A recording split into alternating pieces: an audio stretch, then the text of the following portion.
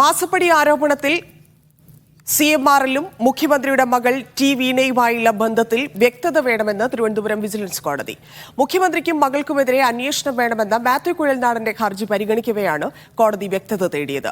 CMRL ഉടമസ്ഥതയിലുള്ള ഭൂമിയിൽ നിന്ന് എക്സാലോജിക്കിന് എന്ത് ആദായമാണ് ലഭിക്കുന്നതെന്ന് വിശദീകരിക്കണമെന്ന് മാത്യു കുഴൽനാടന്റെ അഭിഭാഷകനോട് കോടതി പറഞ്ഞു. കേസ് ഇന്ന് വീണ്ടും പരിഗണിക്കും. ഹരിമോഹൻ ചേരുന്നു. ഹരി, വാർത്തയുമായി ബന്ധപ്പെട്ട കൂടുതൽ വിശദാംശങ്ങൾ. ധന്യ, ഈ കേസിൽ ഇന്ന് വിധി പറയാനായിട്ടായിരുന്നു കോടതി വെച്ചിരുന്നത്. പക്ഷേ ഇതിൽ ചില ചോദ്യങ്ങൾ, കോടതിക്ക് ചില കാര്യങ്ങളിൽ വ്യക്തത വേണമായിരുന്നു. ആ ചോദ്യങ്ങൾ കോടതി മാത്യു കുഴൽനാടന്റെ അഭിഭാഷകനോട് ചോദിച്ചു. അക്കാര്യത്തിൽ വിശദീകരണം നൽകാൻ കൂടുതൽ സമയം വേണം എന്നുള്ള അഭിഭാഷകന്റെ ആവശ്യപ്രകാരമാണ് 25-ാം തീയതിയിലേക്ക് കേസ് മാറ്റിയത്. അതായത് കോടതി ചോദിച്ച പ്രധാനപ്പെട്ട 3 ചോദ്യങ്ങളുണ്ട്.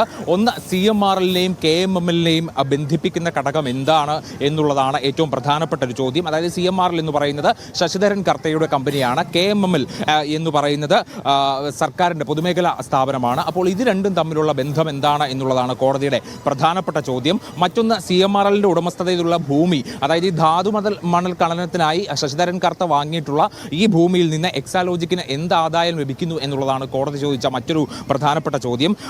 അതുകൂടാതെ CMRLലും വീണയും തമ്മിലുള്ള ബന്ധം എന്താണ്, അതിലുള്ള വ്യക്തത കൂടി കോടതി പ്രധാനമായിട്ടും ചോദിച്ചിട്ടുണ്ട്. ഇത് ചോദിക്കാനുള്ള പ്രധാനപ്പെട്ട കാരണമെന്ന് പറയുന്നത് ഈ ഹർജിയിലെ എതിർകക്ഷികളായിരുന്നു CMRL MD ശശിധരൻ കർത്ത, ഒപ്പം CMRL, അതുകൂടാതെ KMML, ഇവരെല്ലാം എതിർകക്ഷികളായിരുന്നു. അപ്പോൾ ഇത്തരത്തിൽ ഹർജി സമർപ്പിക്കുന്ന സമയത്ത് മാത്യു കുഴൽനാടൻ ഹർജിയിൽ ചൂണ്ടിക്കാണിച്ച ഒരു പ്രധാനപ്പെട്ട ആരോപണം എന്ന് പറയുന്നത് ആറാട്ടുപുഴയിൽ ധാതുമണൽ ഖനനത്തിനായിക്കൊണ്ട് 2004-ൽ ശശിധരൻ കർത്ത ഭൂമി വാങ്ങിയിരുന്നു. പക്ഷേ സർക്കാർ ഉത്തരവുകളും കേന്ദ്ര നിയമങ്ങളും എതിരായതിനാൽ ഈ ഖനനം നടന്നില്ല.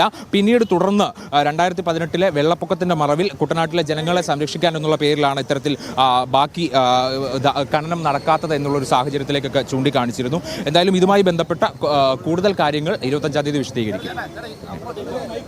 ശരി, നന്ദി ഹരിമോഹൻ.